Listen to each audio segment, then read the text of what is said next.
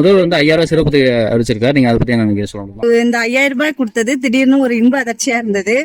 பிள்ளைங்களுக்கு வந்து உடல்நிலை சரியில்லை, எனக்கு திடீர்னு ஆஸ்பத்திரி செலவு, பிள்ளைங்க டூருக்கு வந்து கேட்டுட்டு இருந்துச்சுங்க. வேலை இல்லாத நேரத்துல இந்த ஒரு இன்ப அதிர்ச்சி கொடுத்ததுனால டூருக்கு பிள்ளைங்களோட டூர் யூஸுக்கு நல்லா இருந்துச்சு. அடுத்த ஆட்சிக்கு ஐயாவே வந்தாலும் மிக்க ரொம்ப நன்றியா இருக்கும், சந்தோஷமாவும் இருக்கும். ஏன்னா இப்ப 1000 ரூபாய் கொடுத்துட்டு இருக்காங்க. அந்த 1000 ரூபாய் இல்லாம 2000 ரூபாய் தரேன்னு சொல்லிட்டு இருக்காங்க.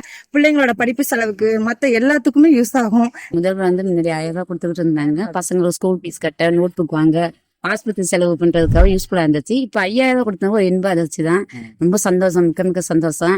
5000 அடுத்த எக்ஸாமுக்கு ஒரு ஃபீஸ் கட்டுவோம், பசங்களுக்கு எதாவது யூஸ்ஃபுல்லான பொருள் வாங்கி கொடுப்போம், வேற வெளியில எங்கேயும் அழைச்சிட்டு போவோம் பசங்களுக்கு ஜாலியா. நான் திடீர்னு 5000 ரூபாய் வந்து மகளிர் அக்கௌண்ட்ல அனுப்புனது ரொம்ப மகிழ்ச்சியா இருந்துச்சு.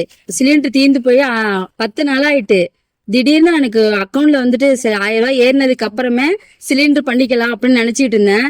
திடீர்னு 5000 ரூபாய் வந்தோடனே ரொம்ப சந்தோஷமா போயிட்டு ஃபர்ஸ்டே நான் சிலிண்டர் தான் புக் பண்ணேன். ஸ்டாலின் ஐயாவுக்கு ரொம்ப நன்றி. என்னடா திடீர்னு 5000 ரூபாய் அறிவிச்சிருக்காங்களே அப்படின்ட்டு அப்புறமே நாங்க உடனே இது பண்ணி போய் ஏடிஎம்ல போய் எடுத்துட்டு வந்தோம். ஆனா அதை எடுத்து எங்களுக்கு வேஸ்டான செலவு கிடையாது. 3-4 மாசமா சிலிண்டர் எல்லாம் வாங்காம ரொம்ப கஷ்டப்பட்டு இருந்தோம். ஏன்னா நாங்க நடவு களப்பறி தான் எங்க ஊர்ல வேலை. இப்ப இந்த 5000 இருந்தது, சிலிண்டர் வாங்கணும், பிள்ளைங்களுக்கு நோட்டு பேனா வாங்கணும், மல்லிகை ஜாமான் எல்லாம் ஒரு 3-4 மாசத்துக்கு தேவைப்படுற மாதிரி வீட்டுக்குள்ள ஜாமான் எல்லாத்துக்கும் எங்களுக்கு உதவுற மாதிரி அத்தியாவசிய பொருளாம் வாங்குறதுக்கு எங்களுக்கு ரொம்ப ஹெல்ப்ஃபுல்லா இருந்துச்சு. இது வந்து ஸ்டாலின் ஐயாவுக்கு நாங்க ரொம்ப ரொம்ப நன்றி சொல்லணும். காலையில ஒரு இன்ப அதிர்ச்சி கொடுத்திருந்தாங்க, 5000 ரூபாய் பணம் ஏறி இருக்குன்ட்டு. இப்ப எங்க குழந்தைங்களுக்கு அதை எடுத்து நாங்க செலவு பண்ணணும், பேனா, நோட்டு, பென்சில் இதெல்லாம் வாங்கி கொடுத்தோம். இப்ப நாங்க வந்து அடுத்தது என் மகளிர் ஓட்டு எல்லாமே ஸ்டாலின் ஐயாவுக்கு தான் நாங்க போடுவோம். ஏன்னா அவங்க ஸ்டாலின் ஐயா முதலமைச்சர் ஆனதுக்கு அப்புறம் நாங்க ஒரு பெண்கள்லாம் ரொம்ப ஒரு கம்பீரமா எங்கனாலும் போறது வர்றது ரொம்ப எங்களுக்கு ஒரு எங்கனாலும் ஒரு கம்பீரமா பேச கூட எங்களுக்கு ஒரு தைரியம் கொடுத்தது வந்து ஸ்டாலின் ஐயா தான். அதனால அவருக்கு நாங்க ரொம்ப ரொம்ப ஐயாவுக்கு ரொம்ப நாங்க நன்றி கடன் பட்டிருக்கோம். மறுபடியும் ஆனா ஸ்டாலின் ஐயா தான் வருவாங்க முதலமைச்சரா. 1000 ரூபாங்கிறது என்னைக்கு இந்த ஸ்கீம் வந்ததோ அன்னையில இருந்து நான் அந்த சேவிங்ஸை வந்து வீணாக்காம ஜொல்லுல போட்டிருக்கேன். ஜொல்லுலன்னா மாசம் 1000 ரூபாய் பணம் கட்டிட்டு வந்திருக்கேன். அது 1 வருஷத்துக்கு 12,000. 12,000ங்கிறது நான் 7,000 6,000 கிராம் வித்தப்ப 2 கிராம் எடுத்து வச்சிருக்கேன். இன்னும் ரேட்டு வந்து அது 16,000 17,000ங்கிறப்ப அதுல எனக்கு இன்வெஸ்ட்மெண்ட் ஒரு 5,000 ரூபாய் எனக்கு லாபம் கிடைக்குது. பிள்ளைங்களுக்கு யூஸ். திரும்ப இந்த 5,000 போட்டதும் எனக்கு அது பெரிய ஒரு இன்பதிர்ச்சி தான். காலையில நான் பார்க்கல, 11 மணிக்கு தான் பார்த்தேன். ரொம்ப சந்தோஷமா இருந்தது. அதையும் வந்து நான் இன்வெஸ்ட் பண்ணாதான் போகிறேன். சொல்லுல இன்வெஸ்ட் பண்ணோம்னா பிற்காலத்துல பிள்ளைங்களுக்கு யூஸ் ஆகும். ஒரு படிப்பு செலவுக்கோ நம்ம அடகு வச்சோ ஏதோ ஒண்ணு பண்ணிக்கலாம். எல்லாத்தையும் வாங்கி நம்ம வெளியில விட்டுட்டு ஒண்ணுமே இல்ல கொடுத்து ஒண்ணுமே இல்லைன்னு சொல்றதுக்கு இது பரவாயில்ல. சிறுதுளி பெருவெள்ளங்கிறது இதுதான். 1000 ரூபாய் வச்சு என்ன பண்ண முடியும், பிச்சை காசு அது மாதிரிலாம் நிறைய பேர் சொல்றாங்க.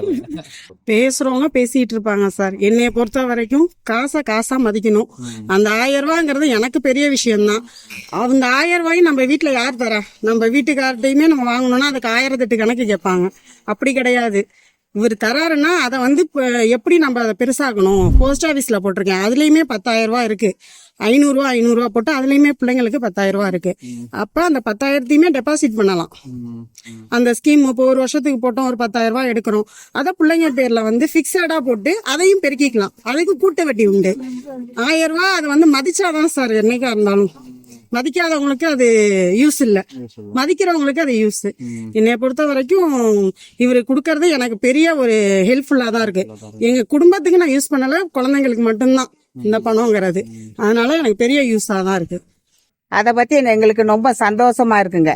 முன்னாடி 1000 ரூபாய் பணம் வாங்கணும், எங்களுக்கு வந்து வீட்டினுடைய கஷ்ட நஷ்டத்துக்கு அதுவும் பயன்படுத்திருந்துச்சு.